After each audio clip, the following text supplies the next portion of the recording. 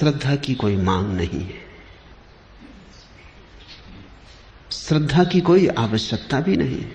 इसलिए बुद्ध को लोगों ने नास्तिक कहा, क्योंकि बुद्ध ने यह भी नहीं कहा कि तुम परमात्मा पर श्रद्धा करो। तुम कैसे करोगे श्रद्धा? तुम्हें पता होता तो तुम श्रद्धा करते ही, तुम्हें पता नहीं है।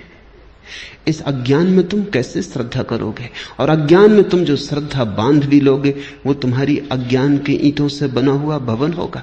उसे तुम परमात्मा का मंदिर कैसे कहोगे? वो तुमने भय में बना लिया होगा। मौत डराती होगी, इसलिए सहारा पकड़ लिया होगा। यहां जिंदगी हाथ से जाती मालूम होती होगी, इसलिए स्वर्ग की कल्पनाएं कर ली होंगी।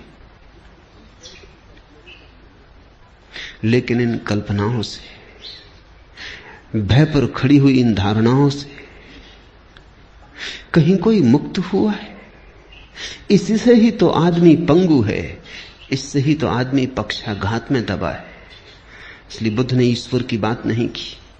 H.G. वेल्स ने बुद्ध के संबंध में कहा है कि पृथ्वी पर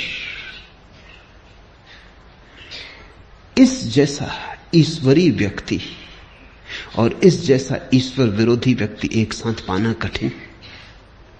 सो god like and so godless. अगर तुम ईश्वरीय प्रतिभाओं को खोजने निकलो तो तुम बुद्ध से ज्यादा ईश्वरीय प्रतिभा कहां पाओगे? सो गॉडलेस, और फिर भी इतना ईश्वर शून्य, ईश्वर की बात ही नहीं की। इस शब्द को ही गंदा माना, इस शब्द का उच्चार नहीं किया। इससे यह मत समझ लेना कि ईश्वर विरोधी थे बुद्ध। उच्चार नहीं किया क्योंकि उस परम शब्द का उच्चार किया नहीं जा सकता। उपनिषद कहते हैं ईश्वर के संबंध में कुछ कहा नहीं जा सकता, लेकिन इतना तो कह ही देते। बुद्ध ने इतना भी ना कहा। वो परम उपनिषद, उनके पार उपनिषद नहीं जाता। जहां उपनिषद समाप्त होते हैं वहां बुद्ध शुरू होते।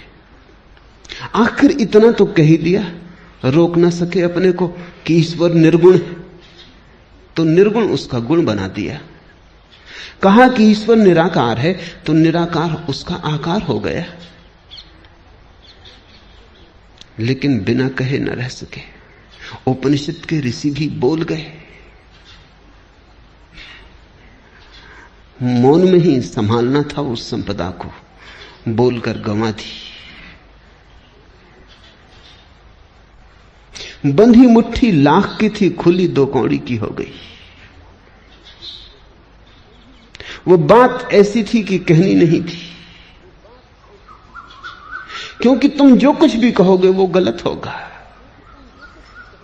ये कहना भी कि परमात्मा निराकार है गलत है, क्योंकि निराकार भी एक धारणा है, वो भी आकार से ही जुड़ी है। आकार के विपरीत होगी तो भी आकार से संबंधित है। निराकार का क्या अर्थ होता है? जब भी अर्थ खोजने जाओगे आकार का उपयोग करना पड़ेगा। निर्गुण का क्या अर्थ होता है? जब भी कोई परिभाषा पूछेगा गुण को परिभाषा में लाना पड़ेगा। ऐसी निर्गुणता भी बड़ी नपुंसक है जिसकी परिभाषा में गुण लाना पड़ता है। और ऐसे निराकार में क्या निराकार होगा जिसको समझाने के लिए आकार लाना पड़ता है। बुद्ध से ज्यादा कोई भी नहीं बोला और बुद्ध से ज्यादा चुप भी कोई नहीं। कितना बुद्ध बोले। अन्वेषक खोज करते हैं तो वो कहते हैं एक आदमी इतना बोला, ये संभव कैसे? उन्हें डर लगता है कि इसमें बहुत कुछ प्रक्षिप्त है, दूसरों ने डाल दिया है। कुछ भी प्रक्षिप्त नहीं है।